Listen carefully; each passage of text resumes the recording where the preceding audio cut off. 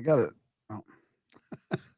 We are live with Bernie Taylor. Welcome back to Granite America. We were just trying to figure out when you were last here, but it's been a while. We were here about a year and a half ago over the Durham University Cambridge Journal issue, Oh, that's right. That was which fun. Yeah. worked out in spades for me. Oh, that's The, good. are we live right now? Yeah, We're we're live. Awesome, yeah. So the Cambridge Journal editor was forced to have other authors submit a comparison between the Durham one and mine. Right, And right. it didn't look very good for the Durham University people. And what was And what was the topic about again? It was about the lunar timekeeping in Ice Age art, which I said that indigenous peoples have around the world, including in Canada, and they said that they invented the whole thing, discovered it by themselves. I said BS, and so they ultimately they cited my paper 21 times in the comparison. That's like writing on a blackboard. I will not plagiarize other people's work 21 times. So that was a win for the independence of this world, who just want to just do their jobs. Yeah, But yeah. today we're gonna do some really cool stuff, really cool stuff, and you're gonna tell me, one of you is gonna give a thumbs up when we actually walk into it. Okay. There's always a lot of pressure doing podcasts with you, Bernie, because you involve us and you question us too along the way. And This there's sound effects from Darren down the road. We've practiced. I gotta say that it was episode 341, which was in April of 2019, which have been like few months before my divorce, and then 598, which was May of 2023. So May of 20. 2 So years almost ago, 2 years. almost 2 years ago. Yeah, so 6 years ago and 2 years ago, respectively. We need to hang out more often. There wouldn't be so much dispute between the U.S. and Canada. That's right. I mean, maybe we could solve this. I mean, I don't think. I mean, people are not happy with our view on it all right now. So, especially, we're. I mean, people have been are accusing us of being Americans. I mean, I'm an Indian, so I don't know how much more Canadian I can get than that. But we both tend to be more American at heart, and we do spend more time down there. And I've got more friends from down there. It's just this weird thing that sort of happened as a Canadian. Well, not only that, but I mean, we shouldn't get too political, but I mean, we're not doing too good up in Canada, really. I mean, they're kind of destroying us in almost every metric that's possible. We're down, so it's not like we're thriving and prosperous, and then it would be a different story for me. But I feel like we're broken to the point where we're beyond repair. So I mean, we don't have to get into all that. Let's talk about Antarctica or some like crazy mysteries. Yeah, The let's biggest talk about the question biggest ever. question. The Yeah. biggest question out there in the alternative space. And I believe that the three heads combined can come up with a logical answer that does not involve seeds or shipwrecks, because this is about maps. So let's pull up the big screen. Let's look up the first Okay. image. Okay. Okay, so in this presentation, we're going to walk through maps, because I believe this is a story of the historicity of maps. And the map that people keep bringing up, Graham Hancock, for example, and this is not a slam or debunking of Graham Hancock. There's nothing. It's not a promotion of the other side, and this is just three guys getting together, looking at the picture. So the map everybody brings up is the Rontius Phineas map of 1531, and to the viewer's left, to the viewer's right, you can see Antarctica, and just below Antarctica, you can see South America. The bottom tip, almost connected to Antarctica, and then just to the left of Antarctica, you can see the bottom of South Africa. Okay. Now Hancock, and we're going to call Hancock, can't call him Graham, because we're going to get this whole thing mixed up, and so we don't want to have Graham the Greater or Graham the Lesser. Just we're going to call him Hancock. So Hancock was on Rogan, and with his shirt stuff keeps getting older or something like that. And he Yeah. has that same map, and he says, Hancock says, what the bleep is Antarctica doing on a map drawn in the 1500s, which we know was based on older source maps when nobody knew it existed in the 1500s? Interesting question. I believe that Graham Hancock is asking an honest question. I don't believe he knows the answer to that question. Okay. Especially in such him, detail, you know what I mean? It's not just like a blob on the map that's like, you know, there's this thing some people saw down there sometime. It's like a pretty detailed map of the coastline, right? And without ice in some cases. well, that's the question. And so to Hancock, the obvious answer, quote, "We are dealing with the fingerprints of a lost civilization that mapped the world," and then ... He goes on. Okay. So, as I said, this is not a debunking Graham Hancock and his people. This is about let's look into that map. Where does that map actually come from? Okay. Well, the origin of this Antarctica story goes to the Alchemist and the Geography by Claudius Ptolemy. Claudius Ptolemy is the one who brought all the Greek constellations together into a package that we see today, that we recognize. And his book, The Geography, is not read very often. Okay, it was in Latin for many years, and sometime back in the last century, it was translated to English. And it was a theory. That's important. End maps of the Greek and Roman world, what they knew at the time. And this is one of the maps that's colorized from the Geography, and people have seen this sort of thing. You can see the Mediterranean, you can see the Mediterranean to the top left, and you can see the India down to the Indian right Ocean there. down there. Yeah. You can say, yeah. So this is not this was the Greco-Roman world. This is where they conquered. This is where they traded. This is where they did their deeds. Okay. No secret about this map. Okay. Yeah, but whoa. Can you back up a second? We'll go back. Yeah. But look at all the way along the bottom, I think is the key part of this map, right? Is all the way along the bottom. Because what I've got in front of me, just to show you, like, because I wanted to kind of pick your brain about this. This is like, this is Google Maps. I was just playing around. I always like to go on Google Maps and look at the size of Antarctica on here. And this is kind of where you were showing us this area here, right? Yeah. In the middle, that's got like Mediterranean, and down here like the Indian Ocean, and then look at this. Look at Antarctica goes all the way. Look at the size of Australia compared to Antarctica here. I mean, how is that? Like, so Google Maps doesn't even do like a really good job. You know what I always notice on these maps that no one ever brings up is it really seems like everything is washed out west to east.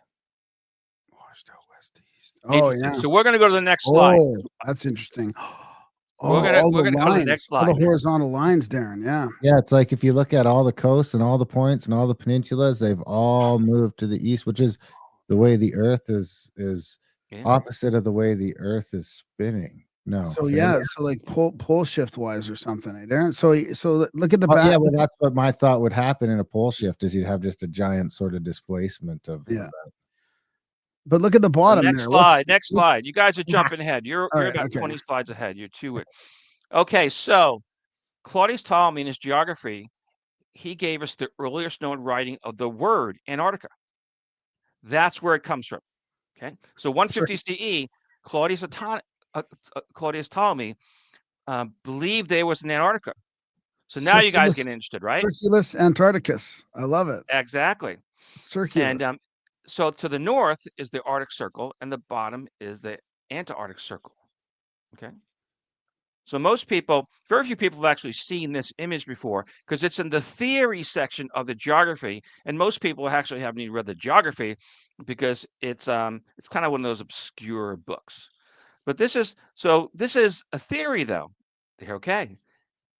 And the theory was the Greek theory was that the world is a sphere, and Aristophanes measured the sphere or came up with an estimate of it based on distances from point A to point B in shadows. And okay, so this is where we get to the depth of it. This was a theory, and the Greeks believed that if you went north, it was really cold, and you went too far south, it was really warm. And as we looked at the map of Claudius Ptolemy earlier, they really don't give anything descriptive going south, just as Darren noticed. Okay. And they believed that the northern hemisphere, which they knew about, needed to be counterbalanced in the southern hemisphere. So Antarctica, according to the Greeks, was a counterbalancing of the northern hemisphere. They didn't know it was there. Purely a theory, which is written up in the opening chapter of Claudius Ptolemy's Geography. Now, it's a very important concept is that because they hadn't gone, the ancient Greeks hadn't gone south of the equator, all they knew is that it got warmer and warmer water, which is completely reasonable. Okay. And they had got people in their space that they encountered had gone further north, and they knew it was really cold and it was uninhabitable in either direction. So a very important concept is that they believed that it was completely dry, uninhabitable. Okay. The word Antarctica, where does it actually, the origin of the actual word is a word that everybody on this podcast has heard before. It ties into the word for Ursa Major, and it's Arctos is the Greek word for bear. And it literally means if you're looking towards the Arctic, you're looking to the northern sky towards Ursa Major. And if you're looking south, you are looking away from Ursa Major in the night sky, and that would be Antarctica. That is the origin of the word Antarctica. Completely theory, based on a bear. That's important, bears. Okay. So if you look at a map, actually look at images online, you Google penguins. The penguins are going to be on Antarctica, and north of there, on the continents, or Antarctica, so South Africa. But when you go north, you won't too far north, you won't find bears. So you won't find penguins, you'll find bears. So where bears exist, for the most part, where bears exist, penguins don't. So that's how you can see images of, so if you see someone AI an image and they say it's the Arctic and it has a penguin on it, it's not the real deal. So Antarctica is looking away from the bears in the night sky. Ptolemy didn't know that there were no bears on actually Antarctica. It just kind of works out that way. Okay. So to understand, so my perspective on this is a question of geography. As I said, it's not a question of seeds floating in the air. It's not a question of counts of ships or shipwrecks and all that sort of stuff. And when we start to look at the history of geography from our perspective in the Western Hemisphere, it's Columbus. Right? Columbus sails the ocean blue in 1492, all that sort of stuff. Came out of Genoa. And you can go to Genoa today. He sells King Ferdinand and Queen Isabella on financing the deal. He has 5 voyages, I think that is, okay, between 1492. And 1492 is the original one, and everybody knows that one.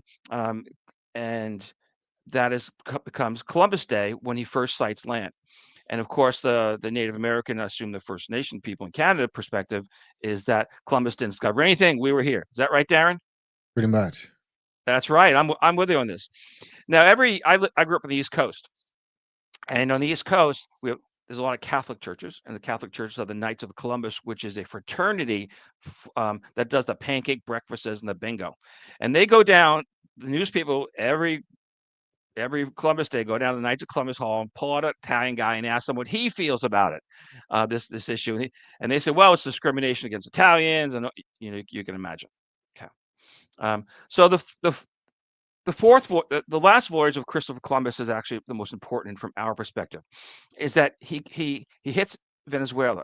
So he has touched ground on South America, and that sets in motion maps that take us from South America south, and that's kind of important. His fourth voyage. He, by the way, he sets ground in Venezuela, but he still thinks he's in Asia. Okay. And Columbus had maps. There were many maps at his time. What do you mean he still thinks he's in Asia? Because he came. Columbus. His goal. He came was west to reach. Yeah, but he wanted to circumnavigate the Earth, I think, right? He thought he could get to Asia. And so go back. Actually, we're going to go forward. We're going to go forward a map, and you can see a map that one of the maps Columbus had, one of the resources, and his resource map is laid over a map of the current time. So he's sailing to. He believes, as I point to Asia with the red, is he thought he was going to go under North America. He didn't know North America was there. No, he didn't know North America was there. Didn't he know? So he actually, until his death, he believed he had landed in Asia. Okay. So we're putting together the world perspective. Columbus actually had a map that he developed with a colleague of his, and it's bogus. Now the next big discoverer in this narrative, which is very important, is Vasco da Gama. And you guys must have wrote a book report in like the middle school or high school about Vasco da Gama, right? The Portuguese. Vasco da Gama sails around the southern tip of Africa, which is Cape Horn. Very important. So what we've now learned in this is that there's a space between the southern part of Africa and the theoretical Antarctica. Okay, so they just determine this. They don't know how wide the space is, but the space is there.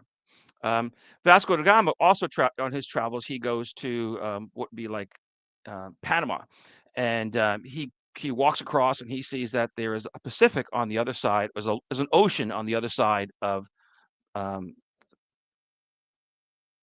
the isthmus. Next guy, and we're expanding our geographical horizons, is Cabral. Cabral sails out of Portugal, and he lands. He's swinging around. He's going to swing around into South Africa, but he hits Brazil. So what we're doing is we've gone from Columbus, Vasco da Gama, and Cabral, that we're moving south of what is known about South America. Okay, and kind of throw in here for you Canadians, keep it fair. John Cabot sailed from Great Britain to Newfoundland and all those places up there that are very important in the history of humanity and all great innovations. What about the Vikings? What about the Vikings and the Chinese? So the Viking story is that yes, the Vikings went to Greenland and possibly to Canada, but we don't have any maps. And so these guys didn't have any maps either. If we don't have them now, they didn't have them. Okay. And the Chinese? What about the Chinese? So the Chinese is a completely different story. That would be on the Pacific. And that was before all this? So I didn't do the Chinese. So this presentation, so that is a question that is not answered or seeks to be answered in this presentation. Okay, cool. Yeah, that's fine. Okay. So then there's another map called the Catino Planisphere, which was smuggled by Alberto Catino to Italy. So it's a Portuguese map. He stole it. He went to do some horse trading or something like that, and he steals the map. This map, this information was a national treasure because it tells us. It actually told the Portuguese where their ports were, where their land they had discovered, because nobody else knew or nobody else had a map of where South America was. And you can see the New World. You can kind of see how far south the Portuguese had gone. Do they show the Azores on that map there at all? So the Azores. Oh, Azores. They knew where the Azores were. Yeah, that's old news. That's old news. So the Catino Planisphere was there, the Americas, as well as going around to India for spices. But we can see a map, as it develops over time as people discover stuff. Amerigo Vespucci made multiple voyages to America, and the word America comes from him, or it's named after him. So this is the map that people don't talk about. Okay, this is the Contarini Roselli map. I grew up with third generation old world Italians, and it's like Contarini, Roselli. Every dinner party was an operetta. It's old world Italian. Okay. Now here we are. We see Antarctica. We see a theoretical Antarctica. Okay. And it's kind of nondescript. If you were to make a map, you're just not going to draw a circle as Claudius Ptolemy did.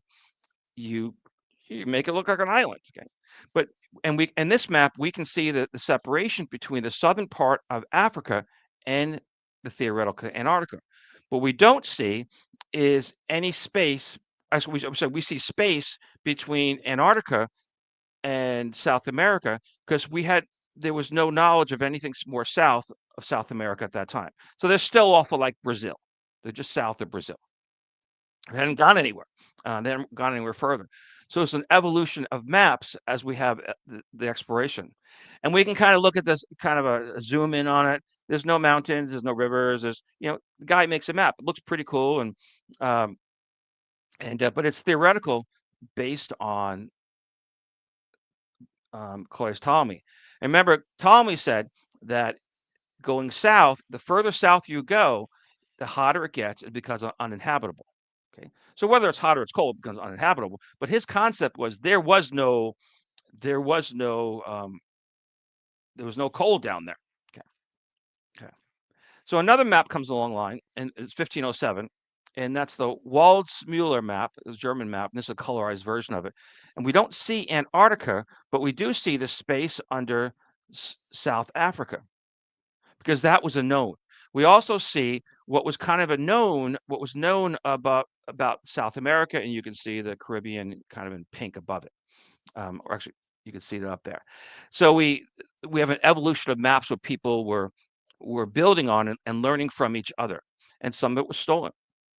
So you guys have heard about the Piri Reis map. I mean, it's been out there and everybody talks about it. And the Piri Reis map is, you can see the Caribbean, you can see South America, and you can see in the bottom what people say is Antarctica. It's non-descriptive, and it's because it's not yet navigated. Okay. So there's no, people say, well, that's Antarctica. Well, I'm going to tell you it is. But we can lay over the Cantino planisphere over the Piri Reis map, and we can find they're identical. Okay, the Cantino planisphere came before the Piri Reis map, so the source map of the Piri Reis wasn't people tens of thousands of years ago; it was the Cantino planisphere. That's important. That's really important. So people say, well, the source map, it is. Piri Reis said it's a source map, and that's the Cantino planisphere from 11 years earlier, and everybody's good with that. Okay. So now we're going to look at the Piri Reis map compared to the Contarino-Roselli map. And we see that we see a space under the Contarino-Roselli map that between South Africa and Antarctica, but we don't see any connections between the Roselli map and between Antarctica and South America. We don't see it. And so the Spaniards are, the explorers are moving down the coast. They're moving down the coast of the western coast of South America, and they're adding territory to their maps. Okay. So it's a progression. Okay. The next big one, really big one, is Magellan. Magellan's ships circumnavigate the world, and he doesn't finish it. He dies along the way, but he travels through what is now become the Strait of Magellan. He doesn't go around the southern tip of South America, which is the Cape Horn, whereas under the South Africa, it's the Cape of Good Hope. So he doesn't go under Cape Horn. Rather, he develops what is called the Strait of Magellan. He finds a route through there, which people continue to take over time. But what they don't know at the time of Magellan, is that this bottom part of South America doesn't connect to the theoretical Antarctica. They don't know that because nobody's gone there. So he dies in the Philippines, and his Basque navigator finishes the journey. Magellan's super important because it gives us global thinking. We're not just continents separated by time and space that you can travel around. And of course, there's the Magellan space program. You know what's crazy to me is all this is happening within a 20-year period, it seems, right? Or 20. Oh yeah, this is a very short period of time. Yeah. So like this is like all these maps and all these explorers are happening from like now till it's like the same time from now till the year 2000, like from the millennial to now is like all these things have happened. It's like a BlackBerry to an iPhone, whatever, 10 now or something, right? Yeah. Same amount of time. Look at it. And the BlackBerry came out of Canada, I believe. It did, yeah. It's a movie. I mean, by the time the average person knew that, though, it was probably hundreds of years later. Yeah. So anyway, the Francisco de Joses, a Spaniard, is attempting to go through the Strait of Magellan. He gets blown off course, and he goes south. And he says, well, there's something across there. But he turns around and goes to the Strait of Magellan, and he dies shortly afterwards. So we're starting to see some migration, that people are going south, and they're seeing there's possibly something there. And we can go back to we can look at the Orontes Phineas map, and at this time, well, actually, let's go back to this. The Jose's was 1526. The Orontes Phineas map, which now comes on the scene, we see the Strait of Magellan as the narrow space between South America and Antarctica. They're not connected, but people believe that Antarctica at that time, there was something massive there to balance the northern hemisphere. It was kind of a thing. And on the Orontes Phineas map, it's ice free, and it's too large. But that space is the Strait of Magellan. Okay. And again, it's this old theory based on Claudius Ptolemy. Okay. And so that's where Graham Hancock's map comes in. He has that map on the bottom of the screen with Joe Rogan asking the question: how could a map in the 1500s show Antarctica existed? The story continues. Okay, so just a few notes. The shapes of the Orontes Phineas map and the actual Antarctica are not the same. Okay, and we can see the difference in space between what is the southern Cape Horn at the bottom of South America and Antarctica versus the Strait of Magellan, because they didn't know it was there.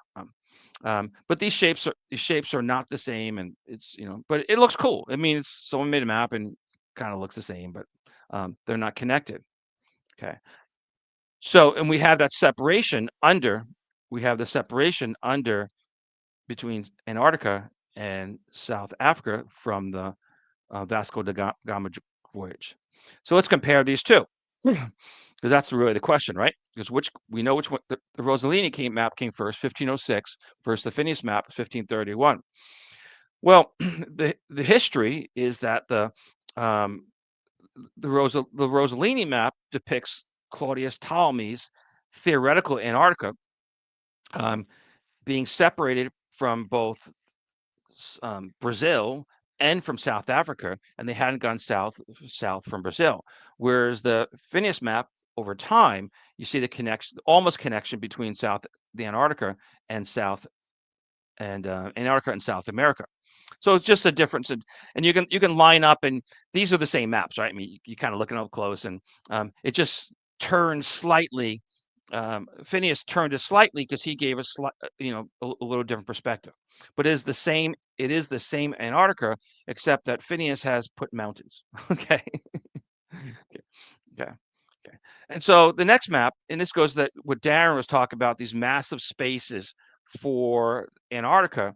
This is the 1570 is the Ortelius world map, and he calls it Terra Australis, but it's absolutely huge. It's massive, because they're still working on this concept that it's got to be big to balance the northern hemisphere, because they have a pretty darn good idea how big the northern hemisphere is, because they live there.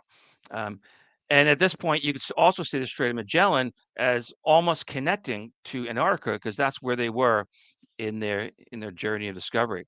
Now, the Ortelius was really important, not because of the map I just showed you, but because he first put together the concept of continental drift, that all the continents were once connected.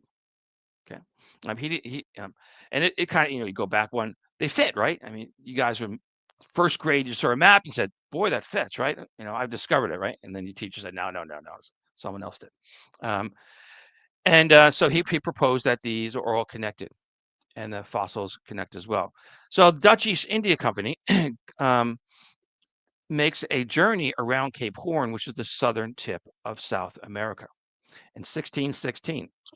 And then at that point, we've established that that there's a route, or there's actually a waterway between Antarctica and South America. He makes that first sailing. Important stuff. Okay, but we still don't really know much about Antarctica. And then comes the British captain James Cook, and at this time, Great Britain is connected. Is Canada is part of the empire. So give you guys a thumbs up on this one. Okay. Even America would still be part of the empire. At the well, we're going to get there. We're going to get there. Well, that's so. He's looking for this missing continent that's theoretical that everybody thinks is there. Claudius Ptolemy called it Antarctica after the bears. There's also called Terra Australis, and the Phineas map we saw Terra Australis Ignita, the unknown land to the south. So it's a mystery. Everybody believes it's there because it has to be there to counterbalance the northern hemisphere. So he makes a number of voyages, and one of the voyages he travels around the world. He basically travels around the southern hemisphere of the world. He goes around Cape Horn. He goes to Tahiti, sees the girls, dancing girls, all that sort of stuff. He also goes around Australia, New Zealand, Australia, and he says that these are large land masses, but they're just not big enough to counterbalance the northern hemisphere. And so the question is still out there. He also his next voyage is that he circumnavigates Antarctica, and he crosses the Antarctic Circle, and he sees rocks and icebergs, and which equates, from his perspective, equates to land. So now we have an Antarctica. No one's actually gone to the pole, but 1772, which goes back to what Hancock says, that it wasn't discovered until the 1700s or something, whatever his exact line is. He's right. It wasn't discovered at this time. Because it wasn't circumnavigated or crossed the Antarctic Circle. He doesn't land, but he says this is there. So back to Darren's American history is the final voyage of Cook is he wants to search for a Northwest Passage, and at this time we're at war with Great Britain. We Americans are at war with Great Britain. And Benjamin Franklin says, leave the ship alone, because the voyage of what he may discover is greater than knocking one more ship off of the ocean, no matter who they are. So yes, this is part of history. It's really important. Okay, the first undisputed Antarctica landing, 1895. When we said first undisputed Antarctica landing, people had known it because Cook had circumnavigated. People had all kinds of stories, right? Okay, just how things are. And he led he had a steamship that a Norwegian, and he landed, and he touched ground and said, I've discovered Antarctica. Okay. And there's he writes a book about it. The first to reach the South Pole is Roald Amundsen. And he's in a race with a British team. He gets there just a few days before the British team, and the British team were very fortunate to have a tent to sleep in for the night, and he offered them all his food that he no longer needed in case the British needed some food. So the Vikings make it first.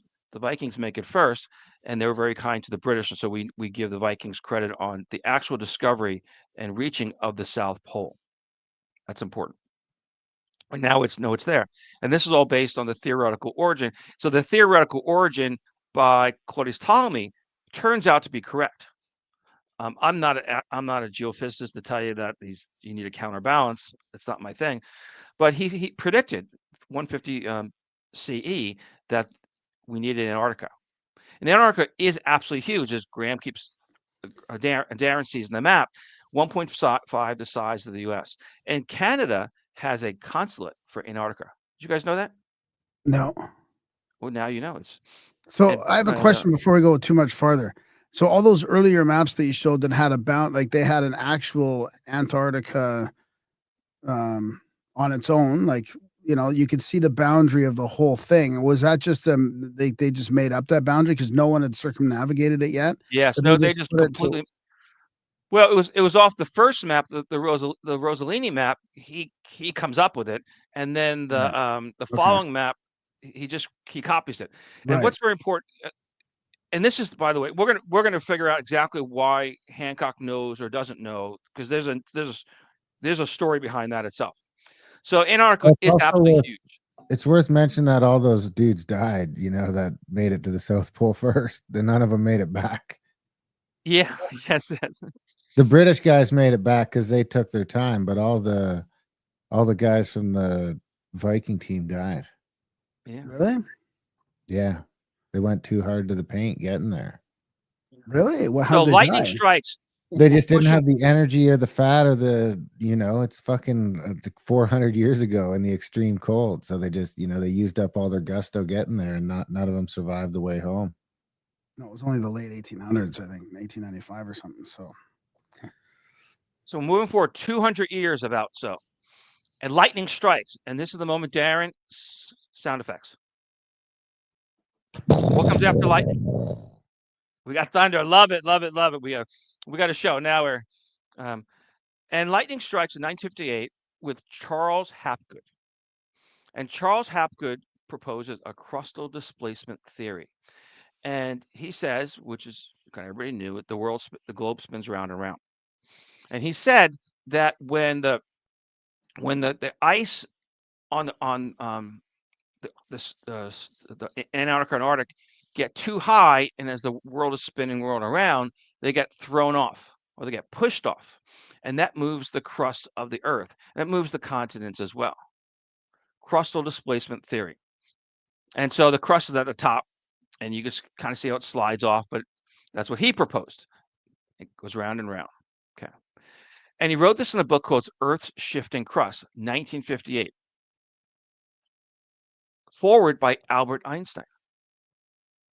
So the big man writes it. He says, Einstein says, his idea is original, of great simplicity, and if it continues to prove itself, of great importance to everything that is related to the history of the Earth's surface. Okay. So Einstein's on board with this concept. And so instead of we look at it today as plate tectonics, kind of a push me, pull me, right? Okay. But Hapgood proposed that it was the spinning of the Earth and the too heavy on either ends, and they kind of push off. And Hapgood takes this idea a step further in his book, Maps of the Ancient Sea Kings, 1966, okay, which Einstein does not forward. And in this, we can see the Piri Reis map. He talks about the Antarctic map. He talks about Orontius Phineas. He doesn't have the Continental map, okay, which predates them. Okay, and the civilization that vanished, he has in there too. So now we're starting to hear the alternative narrative out there. And Hapgood was the first. Hapgood knew of Ptolemy's maps because this map was actually photographed I copied out of his book. But I read his books. He did not read the first part of Ptolemy's geography, that this was a theory. He had no idea, absolutely no idea that Antarctica was a theory to counterbalance the world. Completely unknown to Hapgood. And he also interpreted this theoretical ice-free connected to South America. Again, he doesn't know the theory, he doesn't know the history, and he hadn't seen the maps, the earlier maps. And of course, we have it's connected. It is not connected. It's not connected, but he is actually looking at the Strait of Magellan. And we can see basically the narrative that Hapgood has of this prehistory of the world when everything's connected. Hapgood thought that South America at the end of the last ice age was connected to Antarctica, and through this crustal displacement theory, spun it off to where it is today. But in fact, the separation between Antarctica and South America is the space is the Strait of Gibraltar. As we've seen with the development of map from the Rosselli map and the Phineas map, we can see how things changed over time in the span between a BlackBerry and an iPhone 8 or 9 or something like that. I bought my daughter one a few months ago. I think it was an 8 or 9. Okay. So we can see the evolution of these maps, and it's all based on Ptolemy. It's too hot or too cold in one way or the other. And we can also, people point out what I have in these red circles, say, well, this is the same thing, but they actually aren't the same thing. It's just in the wrong. If you flipped it in the mirror, maybe you could say it's the same thing, but it really isn't. It isn't really the same thing. And the actual South Pole is different from the Phineas South Pole, and where Hapgood projected, or Hapgood said it was based on the Phineas map. And Hapgood was called out on this stuff, and he said, well, there was probably a lot of different. There's other map makers, he said, which he had no knowledge of. In fact, he missed a map, right? He said that they derive from, maybe they made a mistake. But the actual the discovery of Antarctica finally was by Amundsen in 1911. Okay. So Hapgood didn't consider the Contarini-Roselli map. He had no idea that it existed. And I'm not blaming him for this one, because it's now in the British Museum, and God knows how deep a stack it was in during his time. It also wasn't in color at the time of Hapgood. This Einstein is not correct about everything in his concept that Hapgood's great idea, simplicity, that is related to the history of the Earth's surface. It just didn't work out. And I don't think there's anybody out there that still follows this in the geology world, doesn't follow this concept. So where does Graham Hancock get his information? Now, we're not debunking Graham Hancock here. What we have done, we've gone back and showed that Hapgood didn't have all his ducks in a row. So Hancock definitely read Hapgood. In his Fingerprints of the Gods, Hapgood shows up 47 times. So I have a Kindle version, so I typed in Hapgood and popped 47 times. So Hancock is building on both of Hapgood's interesting books for the time.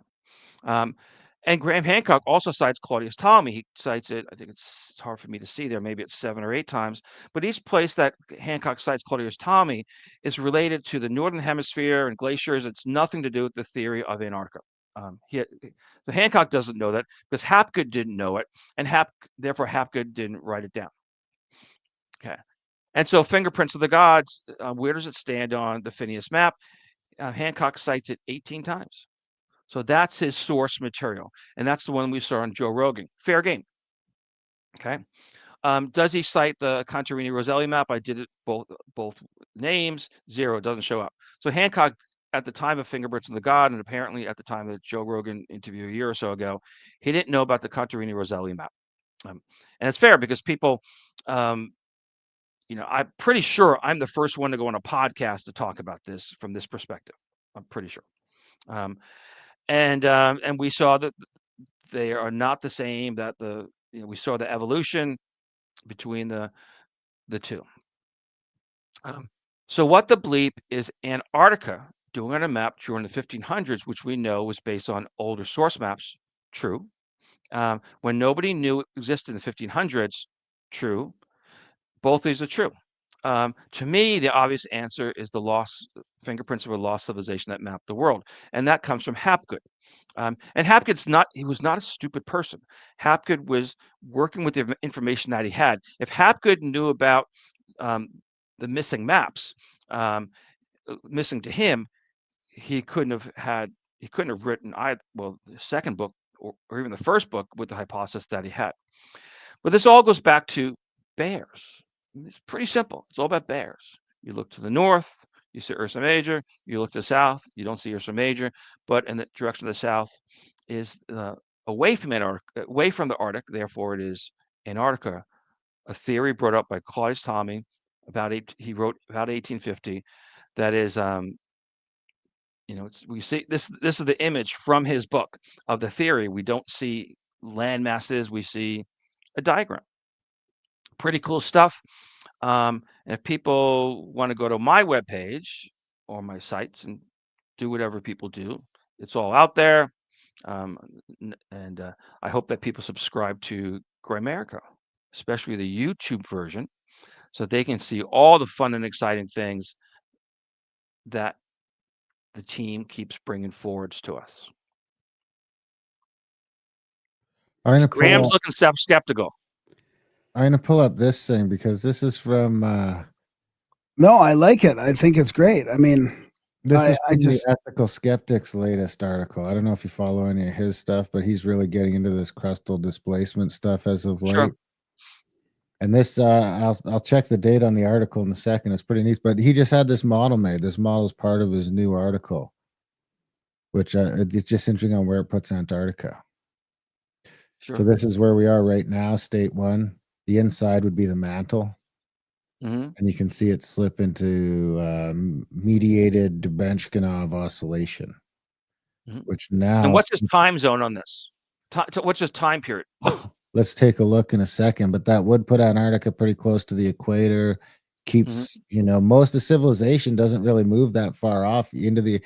It looks like North Africa might be fucked, but us, like Alberta, stays almost in the same place, but in the south. So now, if we leave the full screen, let's see if we can find a date on this somewhere. So let's go up to the top. The name of the article is, and this is from the ethicalskeptic.com from May 12th. So this is actually about a year old. So exothermic core mantle decoupling, the Deshvanknikov oscillation hypothesis, the Y chromosome. So he's saying it looks like between 3000 and 5000 BC. Now, when in his theory, he gets into this whole thing that Egypt was covered in water. Here, you can see he thinks this line is from water. Karst erosion. Karst erosion. Yeah, we had him on the show to talk about the karst erosion on the pyramid. I can't remember how much of this stuff we got into, but this article really goes in depth on why he thinks in the true polar wander event from 140 degrees to 31 degrees. Which I just thought was interesting because it doesn't go into exactly what we're talking about. Well, it kind of does. It does kind of get into exactly what we're talking about here. Yeah, pull me up again. Pull up my. I'm gonna pull me up on my. So the we're gonna look at my. Go back. Okay. So the Hapgood, which Hancock followed, said that Hapgood said at the end of the last ice age, South America was connected to Antarctica. Okay. Yeah. And it's the exact same it's the same Antarctica there. Okay. But what's the difference between the 1506 and the 1531 is that in 1531 we had navigated further of South America through the Strait of Magellan, whereas in 1506, we had navigated that far. So we didn't know it even consider that Antarctica could be separate. So you could, let's say hypothetically that the Earth crust displacement was correct. Hypothetically, these guys weren't thinking that. They were working off this Orontes Phineas map. No, well, what about this? What about this? I mean, this is the area you're talking about, right? Between South America and Antarctica. I mean, look at this topography there, right? It looks like something was just smooshed, like went right through and broke that chain. Like this could have been over, a few hundred miles and almost connected like that, Well, especially, I mean, you got to take two things into perspective. It seems like the water gets sloshing about a little bit when this thing happens. I mean, this thing could start leaning into younger dryas and all that. So it looks like there's some sloshing that could have moved that. But then the other thing to consider is what that looks like with 400 feet less water. That's what I'm saying. So in the mid 1800s, before Hapgood probably had this information he probably had the topography underneath the water from soundings because they had the mid-Atlantic ridge. They knew that this was looking like this in the 1800s from soundings. They knew that there was the Azores was sort of over all this.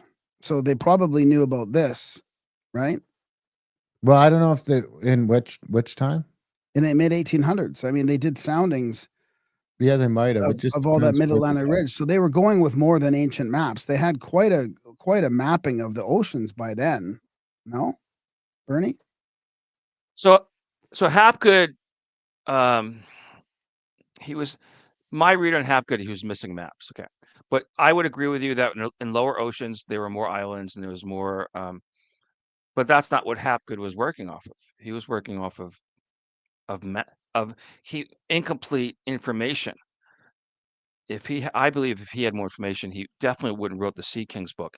He probably still wrote the Earth's crust displacement book, but not the Sea. He wouldn't have been pulling up the Piri Reis map, and because he would have, he missed he put a lot of weight on the Piri Reis map being based on these ancient maps from before time, but we actually can see that it overlays with the Cantino planisphere, which was a few years earlier than the Piri Reis, and was stolen from the Italians, and from the Portuguese by the Italians. He was missing maps. That's really what it came down to. So that I'm not a geologist. I'm not a world physicist. The way people in those spaces are, they're working with plate tectonics that, the Himalayas are really high because they were pushed that way, push me, pull me sort of thing. And where you all live, you live on some plains up there in Kamloops area. And you're on to one side of you is those mountains, the Banff Mountains, Rockies, right? The Rockies, yeah, where the Banff is, yeah. So you're in the pull, or the before the push. You're in the shade of the push that makes the Rocky Mountains. So it becomes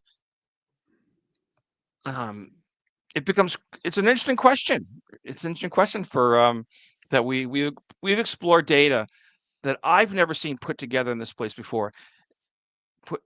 And I did this. I wasn't interested. I absolutely no interest in Hapgood and the Piri Reis map, any of this sort of stuff.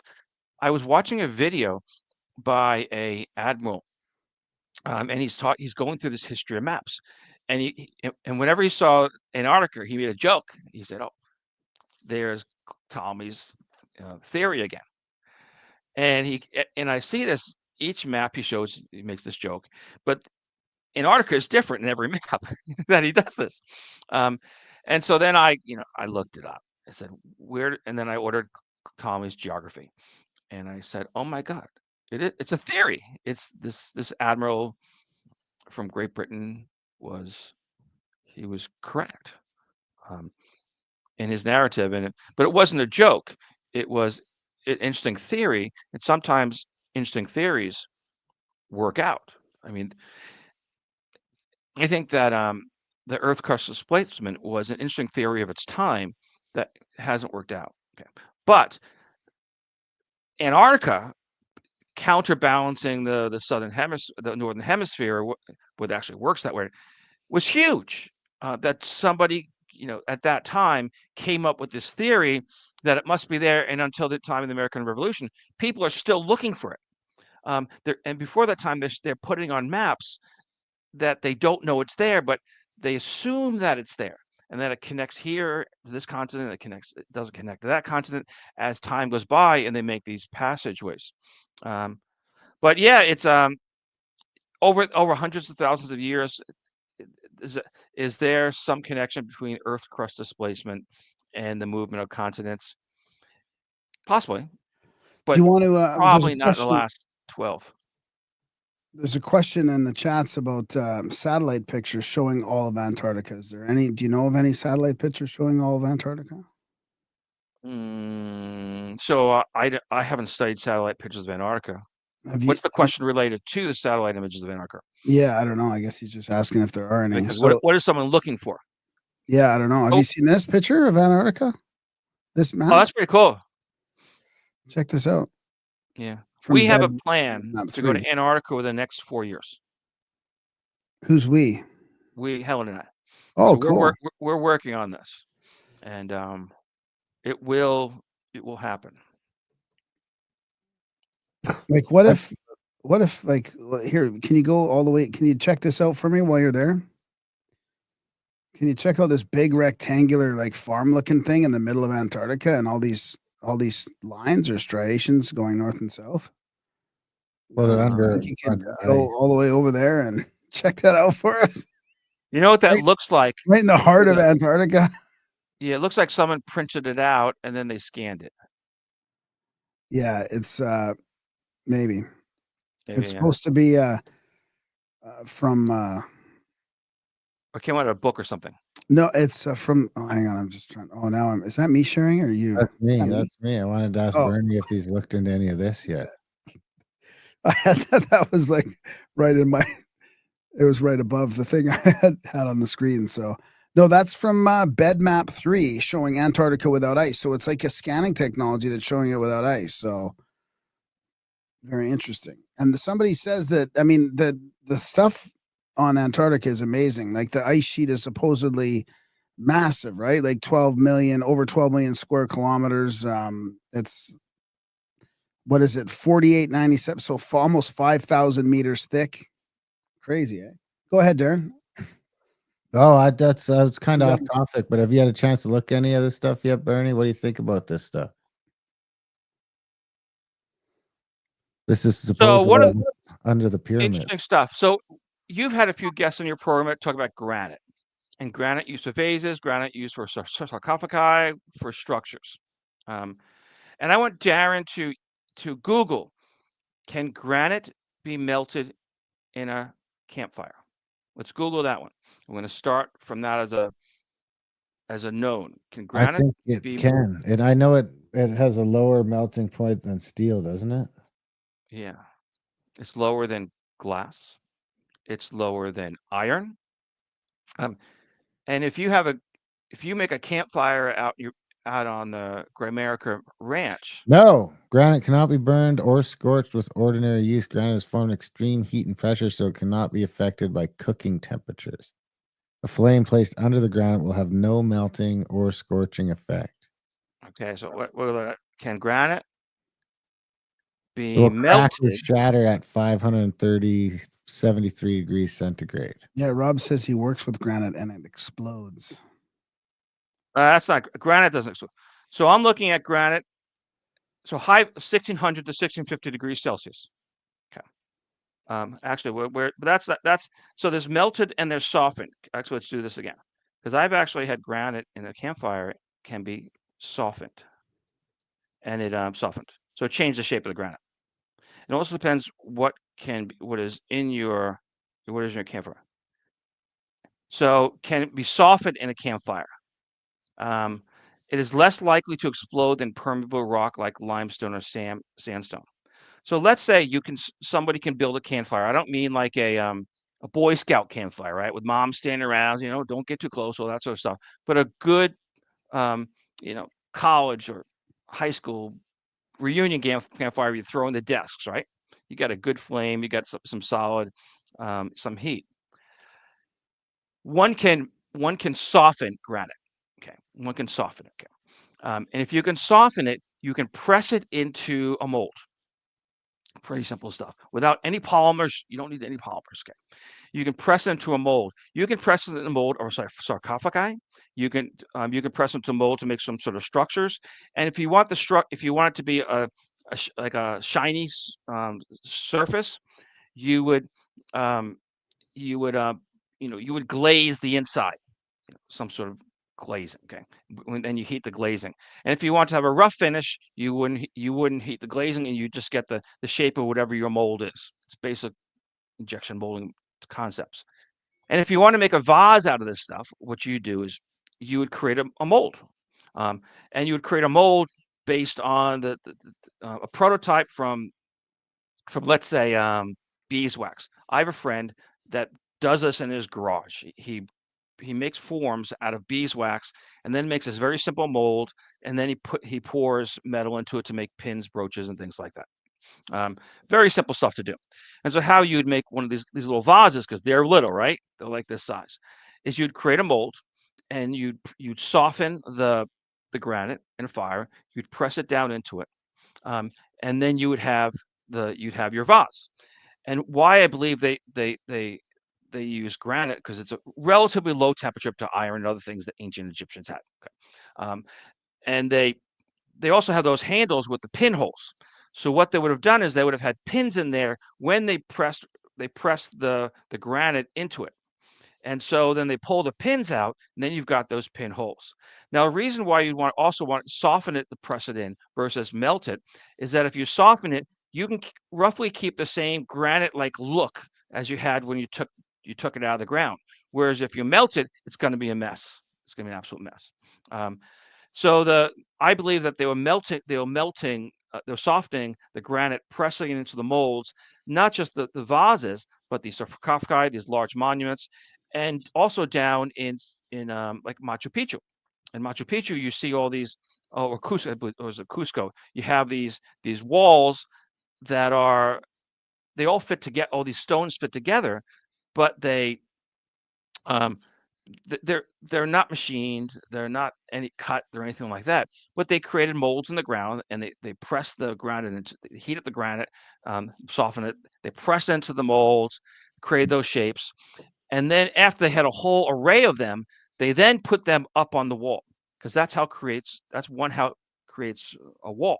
You don't kind of build up. You lay down the ground, then you lift up the pieces one by one. And so I don't think there's any high technology in any of this stuff, but rather people found the right type of granite through trial and error, through their own campfires. They found it softened at the bottom of the campfire, a good old campfire. And then they said, well, let's put these two together, see how it works. And if you look at these walls, like for example, Cusco, there's often these knobs. Okay, I believe that the knobs are sort of the residue or the material that has dropped down, that has sunk down. Yeah, has sunk down, and it's an artistic effect. But there's still the weight and the size of these. I mean, now you got a fire, like now you got to melt or soften a 20-ton block or whatever these things are. I mean, that's a whole logistical challenge on its own. I mean, Rob says he works with granite. He's saying, I use torches on the surface to explode the surface layer off. It's called flaming. You polish with diamond or carborundum. But I don't think he thinks you're right about the whole softening thing. So I think he's not in agreement with you on that part. So, I mean, it is interesting because, we've seen the granite being smoothed off in certain things in Egypt. They just smooth it right off. It's like they just washed it off almost with something, like, and you're thinking maybe they softened it with heat or something. I don't know. I think that's the bottom of the mold. I think it's flat and shiny because that's the bottom of the mold. No, these are like in situ. They're softened. Oh, in situ, yeah. Yeah. Yeah, like half the wall is not soft, like half the wall is not flat. Interesting theory. I think it's a worldwide phenomenon, not because there was connection between these people, but people accidentally learned that they could soften it. Yeah. They were clearly up to something crazy. I mean, that we're not quite up to yet. We got buddies over in Egypt looking at it right now, and they're going down to South America later this year. So, but Bernie, did you see that latest thing about the scan and the underneath the plateau, the Giza plateau? It's pretty interesting. It's coming out. I don't know if it's how accurate it's going to be, or somebody in the chat mentioned the technology will be banned and info will stop this pyramid scan. I mean, no, because I mean, they're talking, this is very strange. They're talking about those huge pillars, the pictures that Darren showed going down like miles into the earth. And then they sit on 2 square blocks, and the whole plateau, the Giza plateau, is on top of that. It's almost like that meme that you see of like the big obelisk from the bottom of the earth and the pyramids on top of it. It's almost like that. I mean, it's crazy. Yeah, I think that the Giza pyramids are fascinating. I mean, like how people cut, moved, lifted, set all those stones in the life of 1, 2, or even 3, for any one period in the life of 1, 2, or 3 pharaohs. I think it's fast. I just can't imagine. If I could think of like top 3 things in the world to watch somebody do live, would be to see somebody, how they lift them up, because it's just not a lot of people. So they had some trick, they had some craftsmanship. You guys have been around, building, right? And you know that it's not easy. You have to know how to set the foundation. You have to know how to angle it correctly on on uneven base surfaces with rock. It's just like you have to know how to, when you build a wall with stones, you lay down the ground first. I had an uncle, Uncle Bobby, and he was an architectural stone person. He did a lot of mafia work. In fact, in high school I helped him a few days. We went to a mafia job. It was a Type Gambino. of stone you wrap to your ankle when you get chucked into the river? Or? Well, they use marble. Because the mafia types love marble, and he had a lot of repeat business, and they also worked in cash. And I saw him do this, and yes, he did use a diamond tip saw to cut off some of the edges, but most of them he actually just hit. He just hit. It was faster, and he laid these walls right out on the ground. And then my job was to lift. He'd say, point it, lift it, and put it in place.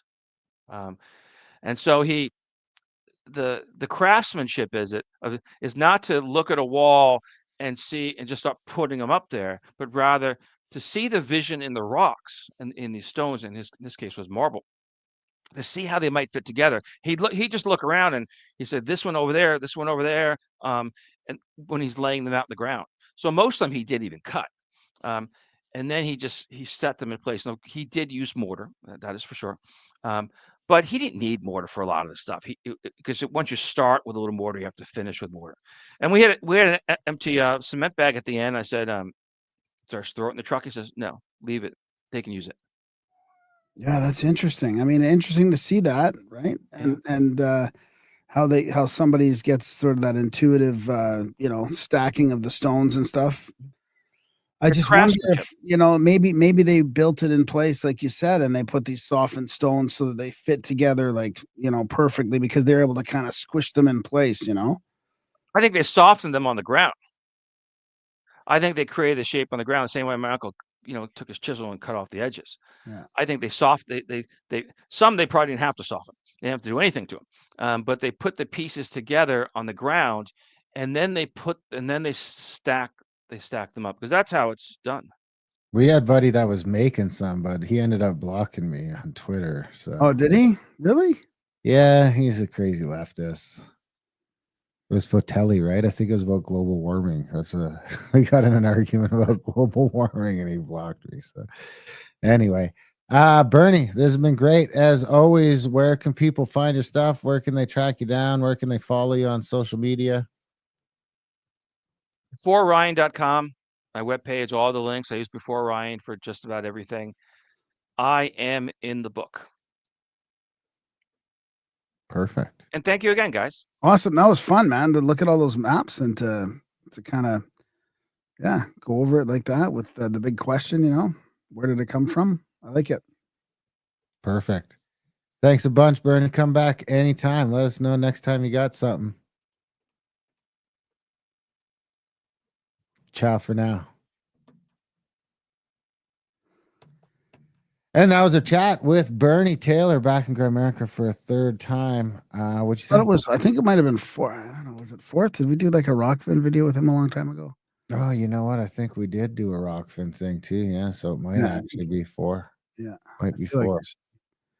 Could be always fun. It's always a great time going through those maps. Like I haven't seen a bunch of that stuff. So hopefully people find that fantastic. Of course, big thanks to Bernie for coming on the show. Big thanks to you guys for listening. And an even bigger thanks if you choose to support us here at, we put out the show.